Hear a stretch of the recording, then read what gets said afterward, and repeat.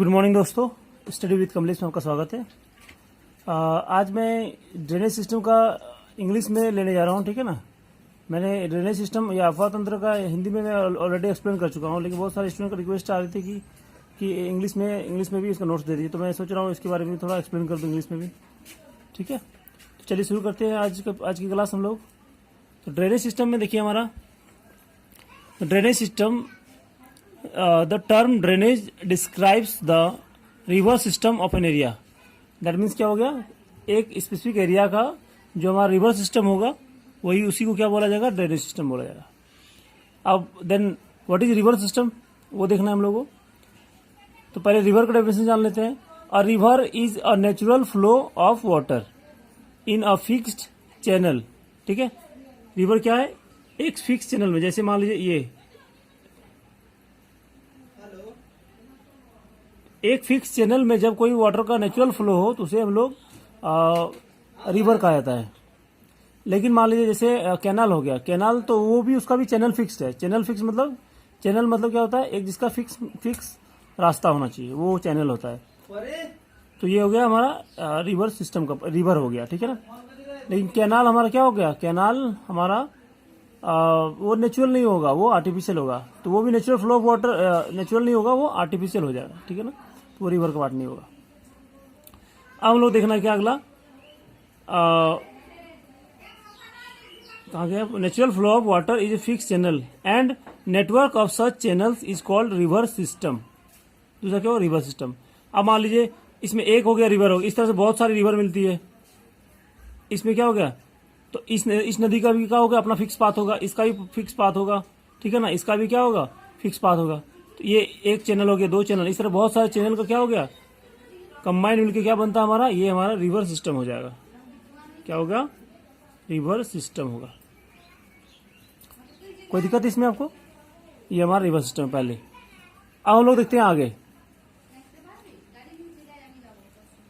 A drainage system consist of catchment area. अब इसमें क्या क्या होता है, आप देखिए ड्रेनेज सिस्टम में क्या होता है, catchment area, drainage basin, watershed, tributaries, lakes, waterfalls, dams, cities etcetera, ये सारी चीजें हमारे पास है। आपको ये समझना है कि सिस्टम का मतलब मैं समझाता हूँ। सिस्टम मतलब क्या होता है, किसी भी चीज में या किसी भी जैसे मान लीजिए कोई भी चीज है, उसके अलग अलग कंपोनेंट के बीच, जैसे मान लीजिए यहाँ पे एग्जांपल है, मान लीजिए कोई एक ये चीज है, इसमें ए बी सी डी इसके कंपोनेंट है। तो ए के साथ बी का संबंध, बी का डी के साथ, डी का सी के साथ, और सभी का क्या है ना, सभी कंपोनेंट का एक दूसरे के साथ अंतर संबंध को क्या बोलता है, inter relationship between different components of a thing is called system. जैसे हम बता दें, पुलिस सिस्टम आपने सुना होगा, जुडिशियरी सिस्टम सुना होगा, एडमिनिस्ट्रेटिव सिस्टम सुना होगा। तो ये पुलिस सिस्टम क्यों, जैसे पुलिस सिस्टम के पहले कंपोनेंट कौन कौन से होते हैं पुलिस में, जैसे हो गया मान लीजिए हमारा कांस्टेबल हो गया, उसके ऊपर से एसआई हो गया, एएसआई दरोगा, जितने सारे हैं, ठीक है ना, डीएसपी, ऊपर से एसपी, डीआईजी वगैरह, सारा हमारा ये पुलिस सिस्टम का कंपोनेंट है। और सबका एक दूसरे के साथ हमारा संबंध है, इसलिए इसको क्या कहा जाता है, सिस्टम कहा गया है। तो सिस्टम का आपको अर्थ समझना है। तो यहाँ पे क्या हो गया हमारा सिस्टम का पार्ट। अब हम लोग को देखना है तो जो रिवर सिस्टम में सिस्टम क्यों कहा गया, क्योंकि इसमें भी देखिए, इसमें भी अलग अलग इसके कंपोनेंट है, ट्रिब्यूटरीज, ओरिजिन, आउटफ्लो, अलग अलग स्टेट से फ्लो करती है। उसके किनारे रिवर के बैंक, रिवर के किनारे क्या है हमारे सिटीज है, डैम्स है, लेक्स है, सारे इसके कंपोनेंट है, और सब मिलकर क्या बनता है, एक रिवर सिस्टम का निर्माण करता है, ठीक है ना। तो यही सारे मैंने एक्सप्लेन किया हूँ इसमें, ठीक है ना, ये रिवर सिस्टम का पार्ट है। अब इसको वन बाय वन हम लोग देखते हैं। तो पहले देखिए हम लोग कैचमेंट एरिया। तो a river drains the water collected from the specific area which is called its catchment area. जैसे मैं आपको फोटो दिखाता हूँ कैचमेंट एरिया का, ठीक है। देखिए ये हमारा रिवर है, तो ये रिवर जहां जहां से ये पानी ले रही है, देखिए यहाँ से भी पानी आ रहा है, इसका इस स्टेट से भी पानी आ रहा है, ये जो पूरा इलाका होगा इस रिवर का क्या होगा, कैचमेंट इलाका होगा। रिवर ए है, फिर इस तरह से क्या होगा, ये भी हमारा क्या होगा, रिवर बी का भी क्या होगा, ये कैचमेंट एरिया इलाका होगा। जहां से वो पानी लेती है वो उसका क्या होगा, कैचमेंट इलाका हो जाएगा। ड्रेनेज बेसिन, ठीक है। अगला ड्रेनेज बेसिन क्या हो जाएगा, सेम चीज है, थोड़ा अंतर नहीं है। An area drain by a river and its tributaries is called a drainage basin. उसके ट्रिब्यूटरीज और मेन वो रिवर जो जिस इलाके से बहती है वो इलाका क्या हो जाएगा, उसका ड्रेनेज बेसिन का आएगा। जैसे आपको पता होगा ना कि बेसिन का मतलब क्या होता है, तो बेसिन आपके घर में होगा, ठीक है ना, वॉश बेसिन होगा। तो वॉश बेसिन का मतलब होता है हमारा कि जब सारे चारों तरफ से पानी क्या होता है एक गड्ढे में आती है। सिमिलरली क्या नदी में भी क्या होता है, पानी अपने आसपास ऊंचा वाला इलाके से एक जो लोअर पार्ट होता है वहां पे सारा पानी आता है, तो वो भी क्या होगा हमारा बेसिन कहलाएगा। वो रिवर का है तो रिवर बेसिन हो जाएगा। बस कंपेरिजन कीजिए। आपके जो सारे वर्ड है आपके डे टू डे लाइफ से मिलता जुलता है, ठीक है ना, आप थोड़ा उसको मिलाने की कोशिश कीजिए, ठीक है। तो ये हमारा हो गया ड्रेनेज बेसिन हो गया। अब देखिए अगला हमारा वाटर शेड, ठीक है। The boundary line separating the one drainage basin from other is known as watershed. देखिए मैं आपको दिखाता हूं इसका फोटो एग्जांपल कि वाटर शेड का एग्जांपल क्या होगा। सॉरी, ये देखिए ये हमारा एक ड्रेनेज बेसिन है पूरा इस रिवर का, रिवर ए का, और रिवर बी का क्या हो गया, ये वाला हमारा ड्रेनेज बेसिन है, ठीक। अब ये जो हमारा क्या हो गया, ये जल विभाजक होगा या फिर वाटर शेड होगा। यहाँ पे क्या होगा, वाटर शेड होगा, ठीक है। ये जो सबसे ऊंचा वाला पार्ट देगा, देखिए यहाँ से ये क्या है ना, ये दोनों रिवर बेसिन को अलग कर रही है, ठीक है ना, सेपरेट कर रही है, इसलिए क्या हो जाएगा, ये हमारा वाटर शेड हो जाएगा। तो वाटर शेड हमारा कोई माउंटेन हो सकता है, ठीक है ना, या फिर कोई प्लेट्यू हो सकता है। ये सारे कोई भी हमारा क्या होगा, अपलैंड होगा, कोई भी अपलैंड क्या होगा हमारा वाटर शेड का काम करेगा, ठीक है ना। इसका मतलब सारे हमारे जितने सारे मैंने अभी फिजिकल फीचर्स ऑफ इंडिया में जितने सारे मैंने माउंटेन्स बताया हूँ, सारा का सारा क्या है, वाटर शेड है। जैसे हिमालयन रिवर हो गया, हिमालय हो गया, अरावली हो गया, वेस्टर्न घाट हो गया, ईस्टर्न घाट हो गया, नागा हिल्स, पटका हिल्स, जितने सारे बताया हूँ, विंध्याचल रेंज, सतपुड़ा रेंज, सारा का सारा क्या है, वाटर शेड है। आपको ये ध्यान रखना है। ये क्वेश्चन कितने बहुत बार पूछा गया है, ठीक है ना, आपको ध्यान रखना है, ठीक है। अब देखिए the catchment of large river, जो लार्ज रिवर का कैचमेंट को क्या कहा जाता है, रिवर बेसिन कहा जाता है। वाइल दो जब स्मॉल रिव्यूलेट्स एंड रील्स, छोटे छोटे जो नदियां होती है उनको क्या कहा जाता है, वाटर शेड कहा जाता है। ये ध्यान रखना है आपको। ये यूपीसी वगैरह में ज्यादा काम आएंगे तो डिटेलिंग से, ठीक है ना, लेकिन ये समझने के लिए बाकी सारे हैं। जैसे फैक्चुअल में इसके बाद कराऊंगा सारे। ये बिना समझे हुए, ठीक है ना, आपको अगली बार जो आगे आएगी वो समझना बहुत मुश्किल है। सारे एक एक चीज देखते आना थोड़ली। River basins and watershed are mark as a unity. मतलब देखिए रिवर बेसिन को क्या बोला जाता है, एक यूनिट के रूप में माना जाता है। क्यों माना जाता है, क्योंकि देखिए इसमें यदि इस वाले इलाके में यदि पानी का मात्रा बढ़ गया, बताइए यहाँ पे भी इस नदी में भी क्या हो जाएगा, पानी की मात्रा बढ़ जाएगा। यहाँ पे भी घट गया तो यहाँ पे भी पानी की मात्रा क्या हो जाएगी, घट जाएगी। यहाँ पे चेंजेस होगा तो यहाँ पे भी चेंजेस होगा। तो पूरे नदी में, पूरे रिवर बेसिन में कहीं पे भी चेंजेस हो तो क्या होगा, उसमें उसका प्रभाव, उसका इफेक्ट क्या होगा, दूसरे वाले इलाके में भी आपको दिखाई मिलेगी। तो इसलिए क्या होगा ना, ये हमारा क्या होगा, एक यूनिट के रूप में काम करता है। इसलिए जब भी हम लोग प्लानिंग का कुछ काम करते हैं, ठीक है ना, जब भी कुछ प्लानिंग करते हैं तो रिवर जो बेसिन होगा उसको एक यूनिट के रूप में मानते हैं, ठीक है ना। आपको देखिए यहाँ पे, तो river basin and watershed are marked by unity. What happens in one part of the basin और watershed directly affects the other part of the other parts, ठीक है ना। एक पार्ट का जो इफेक्ट होता है, एक पार्ट में जो चेंजेस होगा दूसरे पार्ट में उसको प्रभाव दिखेगा। And the unit as whole, that is why they are accepted as the most appropriate micro, meso और मेजो प्लानिंग रीजन, ठीक है ना। जब प्लानिंग के तहत क्या होता है, इसको एक यूनिट के रूप में माना जाता है, क्योंकि ये जो फीचर होगा रिवर बेसिन, उसका एक जैसा फीचर होगा। मान लीजिए एक रिवर बेसिन, जैसे मैं बता रहा हूं आपको, देखिए एक मिनट, जैसे देखिए वाला, ये इस वाले इलाके को और यहां से यहां मिला दिए तो गड़बड़ हो जाएगा ना, क्योंकि यहाँ का फीचर्स अलग हुआ, यहाँ पे अलग। तो इसको एक प्लानिंग यूनिट के रूप में नहीं ले सकते हैं, लेकिन ये पूरा एक प्लानिंग यूनिट के रूप में ले सकते हैं, क्योंकि इसका एक ही जैसा लक्षण है, एक ही जैसा कैरेक्टरिस्टिक है, एक ही जैसा नेचर है। लेकिन यहां से यहां जित ले, इसका थोड़ा सा पार्ट, इसका थोड़ा सा पार्ट, तो वो एक प्लानिंग यूनिट के रूप में अच्छा नहीं होगा, ठीक है ना, क्योंकि यहाँ पे कुछ अलग होगा, यहाँ पे कुछ अलग फीचर्स है, इसलिए। अगला देखिए, अब नेक्स्ट क्या है, क्लासिफिकेशन ऑफ ड्रेनेज सिस्टम, ठीक है ना। उसका हमारा क्लासिफिकेशन क्या है, कैसे बांटा जाता है इंडिया में। इंडियन ड्रेनेज सिस्टम में भी डिवाइडेड ऑन वेरियस बेसिस, अलग अलग बेसिस पे क्या होगा, बांटा जा सकता है। कौन कौन सा बेसिस है, हमारा 3 बेसिस है, और इन तीनों बेसिस को हम लोग पढ़ना है। देखिए on the basis of discharge of water, क्या है हमारा, डिस्चार्ज ऑफ वाटर है, या फिर इसको बोल सकते हैं ओरिएंटेशन टू द सी, समुद्र में मिलने के आधार पे जो हमारा ओशियन में होता है, वो जब नदी अपना डिस्चार्ज करती है वाटर, उसके आधार पे कहाँ डिस्चार्ज करती है। तो it may be grouped into the Arabian Sea drainage and Bay of Bengal drainage. दो ही हमारा टाइप है, क्योंकि दो ही हमारा ओशन है। या तो कोई रिवर कहाँ मिलती है, अरेबियन सी में, या फिर हमारा ड्रेनेज बे ऑफ बंगाल में।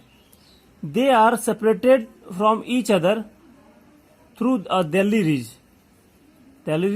The Aravallis and the Sahyadris. देखिए मैं इसको मैप में दिखा देता हूँ।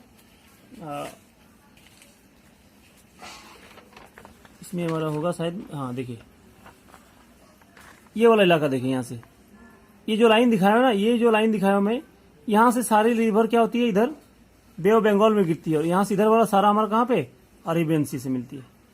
समझ में आ रहा है आपको, कोई दिक्कत, ये वाला। तो इसको सेपरेट करता है, तो यहाँ पे कौन है हमारा, दिल्ली रीज हो जाएगा, ठीक है। यहाँ पे देखिएगा आप क्या मिलेगा, दिल्ली रीज होगा। फिर ये वाला क्या होगा, हमारा अरावली का पार्ट होगा। फिर ये क्या होगा हमारा, ये क्या होगा हमारा, ये हमारा होगा वेस्टर्न, ये वेस्टर्न घाट होगा। देखिए ये सारा हमारा क्या काम कर रहा है, हमारा बे ऑफ बंगाल का और अरेबियन सी वाला जो ड्रेनेज सिस्टम है, दोनों को सेपरेट कर रहा है, ठीक है। आपको ये पूरा सीक्वेंस याद रखना है, ठीक है। ये वाला यहाँ पे क्या होगा, विंध्याचल हो गया, यहाँ पे सतपुड़ा हो जाएगा। ये क्या होगा, विंध्याचल, ठीक है। ये हमारा क्या होगा, सतपुड़ा हो जाएगा यहाँ पे। तो ये पूरा हमारा ये क्या कर रहा है, दो ड्रेनेज सिस्टम को डिवाइड कर रहा है, ठीक है। आपको एक एक चीज मैप पे जब तक नहीं देखोगे तो ऐसे ही आपको पता चलेगा। तो ये मैप आपको याद रखना बहुत जरूरी है, ठीक है। ये हमारा पार्ट है। अगला देखिए हम लोग, तो तीन चीजें हमारा, दिल्ली रीज, अरावली और सह्याद्री, इन दोनों का। अब देखिए हमारा जो nearly 77% of the drainage system, drainage area consisting of Ganga, Brahmaputra and Mahanadi, Krishna basin, इन सबसे क्या मिलता है हमारा, कितना बनता है, जो बे ऑफ बंगाल वाले जितनी सारी हमारी नदियां हैं सब मिलके कितना बनता है, 77%, ठीक है। ETC Krishna basin, ETC oriented towards the Bay of Bengal, ठीक है। बे ऑफ बंगाल की तरफ कितने परसेंट जो हमारा वाटर जाता है, वो 77% या रिवर है। While 23% comprising the Indus, Narmada, Tapi, Mahi and Periyar system discharge their water in Arabian sea. तो अरेबियन सी में क्या है, सिर्फ हमारा 23% है। ये फैक्ट्स कभी पूछा जा सकता है, कितने परसेंट का हमारा क्या आता है ना, अरेबियन सी में रिवर जाती है। तो 23% हमारा अरेबियन सी में, और 77% हमारा बे ऑफ बंगाल में हो गया, ठीक है। यहां तक कोई दिक्कत है। आगे हम लोग देखते हैं। तो ये हमारा पहला बेसिस हो गया, डिस्चार्ज ऑफ वाटर के आधार पे इसे दो भागों में बांटा गया, अरेबियन सी ड्रेनेज और बे ऑफ बंगाल ड्रेनेज, ठीक है। अब सेकंड हमारा है, कौन सा बेसिस है, देखिए तो साइज ऑफ वाटर शेड, मतलब कैचमेंट एरिया, जो हमारा कैचमेंट एरिया है उसके साइज के आधार पे बांटा गया है। तो द ड्रेनेज बेसिन इन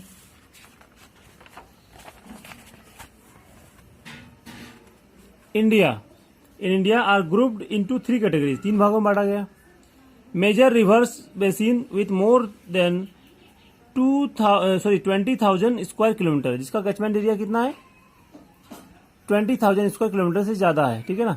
उसमें ये वाला पहले उसमें पार्ट आएगा। इसमें कौन कौन सी रिवर आती है, इसमें देर आर 14 ड्रेनेज बेसिन, इसमें 14 है। कौन कौन सा आएगा इसमें, गंगा आ जाएगी, Brahmaputra, Krishna, Tapi, Narmada and the Mahi, the Pennar and Sabarmati, Barak, Brahmani and Mahanadi and Kaveri and Godavari. ये सारे हमारे इतने सारे पार्ट क्या होगा, जिनका ड्रेन जो कैचमेंट इलाका है वो मोर देन 20,000 स्क्वायर किलोमीटर है, ठीक है। तो ये पहला कैटेगरी हो गया। दूसरा हमारा medium river basin, medium river basin with catchment area 2,000 to 20,000 square kilometre. ये 2,000 से लेकर 20,000 के बीच होगा। इसमें कितने रिवर आती है, 44 rivers basin such as Kalindi river, Periyar river, ये मैं सारे रिवर में बताऊंगा आगे, द मेघना river, Dhadhar river, Sharavathi, Bharathappuzha, ETC. ये हमारा सेकंड कैटेगरी आएगा। तीसरा हमारा आ जाएगा माइनर में, minor river basin with catchment area less than 2,000 square kilometre. तो कितना होना चाहिए इसका हमारा catchment area, less than 2,000 square kilometre. Include fairly good number of river flowing in the areas of low rainfall, जहाँ पे कम रेनफॉल वाला इलाका है वहाँ पे इस टाइप का हमारा क्या होगा, ड्रेनेज बेसिन पाया जाएगा। जैसे हमारा कुछ एग्जाम्पल हो जाएगा कहाँ पे, जैसे राजस्थान का कुछ पार्ट हो जाएगा, हमारा रन ऑफ कच्छ का पार्ट हो जाएगा, या फिर हमारा लद्दाख वाले जो इलाके हैं वहाँ पे भी कम बारिश होती है, वहाँ पे भी हो सकता है। या फिर हमारे जो कंट्री का, इंडिया का जो हमारा मिडिल वाला पोर्शन है, ठीक है ना, जैसे महाराष्ट्र, MP, तेलंगाना का कुछ पार्ट है, ठीक है ना, ये सब बीच वाले इलाके में हमारा होगी। यहाँ पे भी इस छोटे छोटे रिवर्स पाए जाएंगे जिसका कैचमेंट इलाका कितना हो, 2000 स्क्वायर किलोमीटर से कम हो। ठीक है, तो ये हमारा जो कैचमेंट इलाके का जो एरिया के आधार पे इसको 3 भागों में बांटा गया, तीनों बता दिया, मेजर, ठीक है ना, मीडियम और माइनर बेसिन हो जाएगा। नेक्स्ट, ये तो हमारा दूसरा बेसिस हो गया।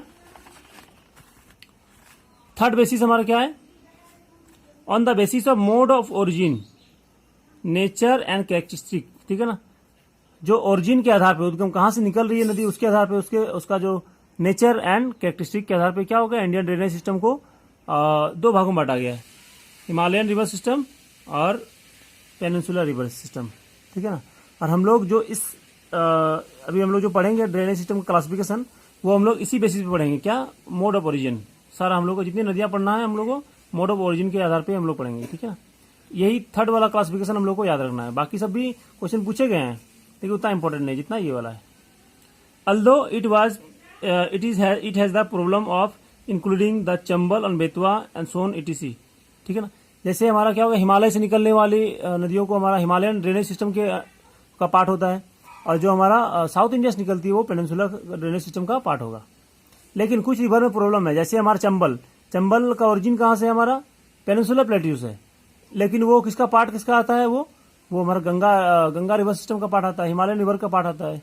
तो यहाँ पे कुछ डाउट है, जैसे बेतवा, केन, ये सारे निकलती है कहाँ से, हमारा पेनिनसुला से, लेकिन पार्ट है किसका, हिमालयन रिवर सिस्टम का। तो कुछ ये इसमें कुछ प्रॉब्लम है, तो इसको हम लोग फिर भी हम लोग क्या करते हैं, इसको हिमालयन रिवर सिस्टम का ही माना जाता है, भले ही निकलती है कहाँ से, पेनिनसुलर प्लेट्यू से, ठीक है ना। तो इसको ये थोड़ा सा लूपहोल है यहाँ पे, लेकिन फिर भी हम लोग को इसी को फॉलो करना है। अब देखिए आगे, ये तो हमारा हो गया, which are much older as an origin than other river that have their origin in Himalaya.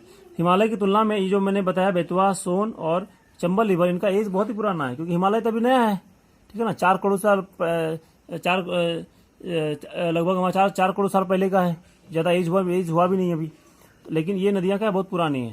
तो इसलिए हिमालयन सिस्टम में इसको रखा नहीं जाना चाहिए, हिमालयन ड्रेनेज सिस्टम में, लेकिन फिर भी वो उसी मिलती है, इसलिए उसका पार्ट हो जाती है, ठीक है ना। वो ये थोड़ा आप क्वेश्चन में कभी पूछा जा सकता है, ठीक है ना, ये ध्यान देना, एक्सेप्शन है ये वाला पार्ट।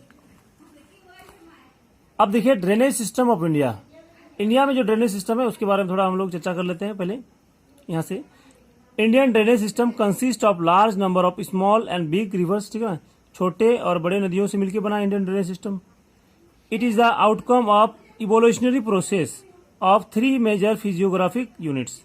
3 बड़े फिजियोग्राफिक यूनिट्स का जो इवोल्यूशन हुआ उसके आधार पर ये हमारा बना है। 3 फिजियोग्राफिक यूनिट्स कौन सा होगा, हमारा प्लेन्स, प्लेट्यूज और हमारा माउंटेन्स। इन तीनों आधार, ये 3 हमारा क्या हो गया, 3 मेजर फिजियोग्राफिक यूनिट हो गया। कौन सा, प्लेन, माउंटेन्स और हमारा प्लेट्यू, ये 3 हो गया।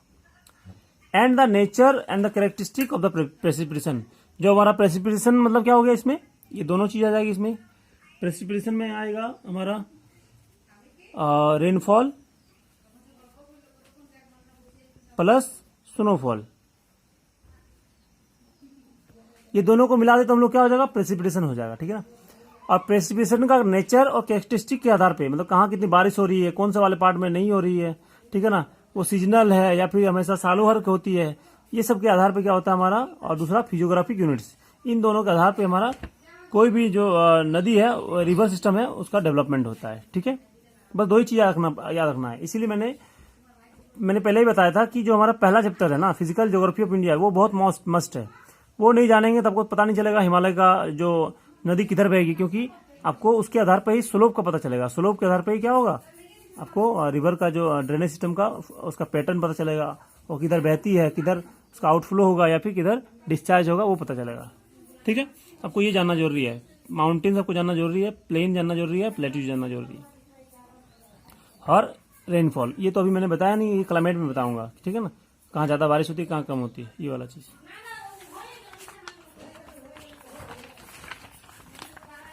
अब देखिए the Himalayan drainage. The Himalayan drainage has evolve through a long geological process, geological history, एक बहुत लंबे समय में बना है वो, कई करोड़ों साल, हजारों करोड़ साल से बना है, ठीक है ना। It mainly includes Ganga, the Indus and the Brahma river basin. Himalayan river system में पहला वाला 2 पार्ट मैंने बताया ना, पेनिनसुलर और हिमालयन। तो हिमालयन में 3 पार्ट आ जाएगा हमारा, कौन सा, गंगा, इंडस और ब्रह्मपुत्र रिवर सिस्टम या basin. Since these are fed both by melting of snow and precipitation, मतलब वर्षा के आधार पे भी होता है और बर्फ के आधार पे भी होता है, ठीक है ना। इसीलिए ये क्या हो गया हमारा, the rivers of this system are perennial. इसलिए ये सभी नदियां क्या है हमारा, पेरिनियल है। पेरिनियल मतलब सालों भर जो बहती है, कहीं पानी कमी नहीं होती, चाहे गर्मी के दिन में भी कितना भी गर्मी दे, क्योंकि इसमें जो पानी कहाँ से आता है, स्नो से आता है और रेनफॉल दोनों से आता है हमारा, ठीक है। These rivers pass through the giant gorges, एक बहुत बड़े बड़े गॉर्ज से। गॉर्ज क्या होता है, गॉर्ज देखिए ऐसा मैं फिगर बना रहा हूं यहाँ पे, ठीक है, ये नदी है। तो ये क्या होता है ना, ये क्या होता है हमारा जो भी से वैली है, स्टीप भी से valley is known as gorge. देखिए भी से तो है ना, लेकिन ये क्या है, पूरा स्टीप होगा, खड़ी ढाल होगा इसमें। देखिए एक होता है, एक फ्लैट भी होता है, एक होता है क्या, स्टीप भी होता है। तो स्टीप भी का फॉर्म करता है, और स्टीप भी जो वैली होगा हमारा, वो कहाँ मिलेगा आपको, सिर्फ और सिर्फ हमारा हिमालयन रीजन में मिल सकता है, ठीक है ना। देखिए कैसे, giant gorges carve out by the erosional activities. कौन इरोजन करती है, नदी। Carried on the simultaneous with the upliftment of Himalaya. तो हिमालय के जो गॉर्जेज है, इतने जायंट गॉर्जेज है, वो बनने के पीछे 2 कारण है, ठीक है ना। क्या कारण है, पहला एक तो क्या हो रहा है, नदी इसका इरोजन करती करती गड्ढा कर रही है, इसके कारण क्या हो जाएगा, इसका ये स्टीप गॉर्जेज बनेगा। दूसरा क्या हो जाएगा, नीचे से क्या हो रहा है, हिमालय का अभी भी क्या हो रहा है, अपलिफ्टमेंट हो रहा है, धीरे धीरे ऊपर उठ रही है। तो हिमालय ऊपर उठेगी, इधर से इरोजन कर रही है, इसलिए क्या होता है, इसके ये जायंट गॉर्जेज बनती है यहाँ पे। इसके अलावा कोई भी माउंटेन में आपको नहीं बनेगा, क्योंकि हिमालय अभी भी उठ रहा है, तो उठ भी रहा है, साथ में इरोजन भी हो रहा है। तो यहाँ पे क्या होगा, इसका जो गॉर्ज बनेगा ये हमारा जायंट गॉर्जेस बनेगा, अपलिफ्टमेंट, ठीक है। तो आपको समझना पड़ेगा। यदि मान लीजिए आपको कहीं का एग्जाम्पल दिया जाए, जैसे आपको पूछा जाए कि एंडीज पर्वत जो हमारा ये इस वाले इलाके में, जो हमारा साउथ अफ्रीका में है, ठीक है ना, साउथ अमेरिका में है। तो मैं बता रहा था भी जो एंडीज माउंटेन है, तो एंडीज माउंटेन में जो रिवर है उसमें भी गॉर्ज का फॉर्मेशन होता है, ठीक है। लेकिन उसमें क्या है, अभी उसका अपलिफ्टमेंट नहीं हो रहा है, तो गॉर्जेस इतना स्टीप नहीं होगा जितना हिमालय में होगा, ठीक है। तो इसमें क्या, ये हिमालय का अपलिफ्टमेंट भी हो रहा है और इरोजन भी कर रहा है, और एंडीज में क्या होता है, सिर्फ वहां पे इरोजन करता है, इसके कारण होगा। तो ये 2 हमारा पार्ट है। अब देखिए इसके अलावा, beside deep gorges these rivers also form V shaped valleys. ये क्या करती है, वी शेप वैली। देखिए यहाँ पे मैंने फोटो बनाया हूँ, ये क्या है, वी शेप वैली है। इसके बाद हमारा रिवर जब नीचे आती है, तो उसका क्या होता है, जो वर्टिकल इरोजन होता है, नीचे की ओर गड्ढा करना, वो कम हो जाता है, और उसका क्या, हॉरिजॉन्टल इरोजन, मतलब ये वाला इरोजन, ठीक है, हॉरिजॉन्टल ऐसे चौड़ाई की ओर, और वर्टिकल नीचे की ओर गहरा करना कम करता है, और हॉरिजॉन्टल बढ़ना शुरू होता है। इसलिए इसका शेप कैसा होता है, वी शेप वैली होता है, ठीक है। फिर उसके बाद हमारा क्या होता है, रैपिड्स होता है। जैसे ये वाला फोटो बनाया हूं मैं, देखिए। तो रैपिड्स क्या होता है, जो स्मॉल हमारा वाटरफॉल्स होते हैं, छोटे छोटे झरने होते हैं, उनको मिला के बहुत सारे झरने एक साथ होते हैं, तो ये हमारा क्या हो जाएगा, ये रैपिड्स कहा जाता है इनको, छोटे छोटे झरने को। ये हमारा उत्तराखंड में वगैरह बहुत फेमस है, वाटर राफ्टिंग के लिए आपको बहुत ही जाना पहचाना होता है, ठीक है। अगला क्या होगा, वाटरफॉल। देखिए ये वाला इलाका क्या होगा हमारा, ये वाटरफॉल है। वाटरफॉल कहाँ पे होगा, जहाँ पे हमारा स्लोप में क्या होगा, स्लोप ग्रेजुअल नहीं होना चाहिए, स्लोप क्या है, स्लोप में ब्रेक होना चाहिए। जैसे यहाँ पे क्या स्लोप ब्रेक हुआ, आपको मैं ये फोटो दिखा रहा हूँ, देखिए यहाँ पे स्लोप क्या है, ये ग्रेजुअल है, ये कंटिन्यूअस है, ठीक है ना, कहीं पे ब्रेक नहीं है। लेकिन ये इस फोटो में देखिए, यहाँ पे क्या है, स्लोप हमारा ये टूट गया, यहाँ पे स्लोप होना चाहिए था ऐसा, लेकिन है ऐसा। इसलिए हवा ये वाटर क्या होगा या रिवर यहाँ पे फॉल करेगी, ठीक है। तो इसलिए यहाँ पे क्या होगा, वाटरफॉल होगा। तो फ्री फॉलिंग ऑफ वाटर कहीं पे होगा, वो क्या होगा, हमारा वाटरफॉल वहां पे होगा। लेकिन कहीं पे हमारा जिसका स्लोप, ठीक है, जो स्लोप हमारा क्या कंटिन्यूअस होगा, या फिर जब नदी किसी सरफेस के सहारे में चलती है तो क्या उसमें वाटरफॉल कभी नहीं बन सकता है। इसलिए देखिए हमारा फ्री फॉलिंग ऑफ वाटर कहाँ पे होगा, जहां पे कोई भी लैंडफॉर्म जो सीधा खड़ा हो, ठीक है। जैसे हमारा ये वाला पार्ट है प्लेट्यू, प्लेट्यू क्या है, आसपास से क्या होता है, सीधा खड़ा होता है, इसलिए क्या होगा, इसमें वाटरफॉल ज्यादा होंगे, ठीक है। इसलिए हमारा जो झारखंड वगैरह क्षेत्र में क्या होगा, वाटरफॉल सबसे ज्यादा, क्यों, क्योंकि वो प्लेट्यू है। कर्नाटक में भी आपको क्या मिलेगा, प्लेट्यू में है, वहां पे भी वाटरफॉल आपको ज्यादा मिलेगा। हिमालय में बहुत ही कम आपको वाटरफॉल्स मिलेंगे, ठीक है ना। तो कभी भी वाटरफॉल्स के लिए घूमने आना है तो आपको झारखंड एक सबसे अच्छा तरीका है, अच्छा टूरिज्म स्पॉट है, वहां पे आ सकते हैं झारखंड घूमने के लिए, या फिर कर्नाटका वगैरह जा सकते हैं घूमने के लिए, ठीक है ना। या फिर कहाँ पे, मेघालय, मेघालय में बहुत ज्यादा आपको वाटरफॉल्स मिलेंगे, ठीक है। तो ये आपको कारण हो गया। अब देखिए वाटरफॉल के नीचे देखिए मैंने बनाया, पानी जब गिरता है तो ये गड्ढा बन जाता है। इस पुल का, ये पुल बन गया ना, पुल मतलब क्या होगा, जहाँ पानी की जमा हो, इस पुल का नाम हो गया प्लंज पुल हो गया, हिंदी में अवनमन कुंड होता है, ठीक है। ये पार्ट हो गया। तो ये सारे जो फीचर्स मैंने बताया, जायंट गॉर्जेस, भी से वैली, रैपिड्स, वाटरफॉल्स, ये सारे जो लैंडफॉर्म है वो हमारा कहाँ बनता है, माउंटेन में बनता है, पर्वतीय क्षेत्र में। वाइल एंटरिंग द प्लेन्स, जैसे प्लेन में एंटर करती है, दे फॉर्म डिपोजिशनल फीचर्स या फिर डिपोजिशनल लैंडफॉर्म्स। जैसे depositional features like flat valleys, क्या करती है, फ्लैट वैलीज बनाती है। देखिए पहले डिपोजिशनल से मैं बताता हूं, पहले डिपोजिशन, नदी क्या क्या डिपोजिट करती है वो मैं बता रहा हूं। नदी क्या डिपोजिट करती है, बोल्डर, जो सबसे बड़ा साइज होता है ना पत्थर का, उसको बोला जाता है बोल्डर, बड़े बड़े पत्थर। उससे छोटा साइज क्या होगा, पेबुल्स, उससे छोटा हमारा केबुल्स, फिर उससे छोटा स्टोन, उससे छोटा सैंड, फिर उसके छोटा सील्ड, फिर सबसे छोटा जो होता है हमारा वो क्ले होता है। सबसे फाइन पार्टिकल क्या होगा, हमारा क्ले होता है। तो इतने सारे चीज जो है हमारा नदी द्वारा, ये लोड्स, ये सारे क्या है, लोड्स है, तो नदी अपने साथ लाती है और मैदानी इलाकों में जमा करना शुरू करती है। तो सबसे पहले जमा करने का जो बनता है वो क्या है, फ्लैट वैलीज। जैसे देखिए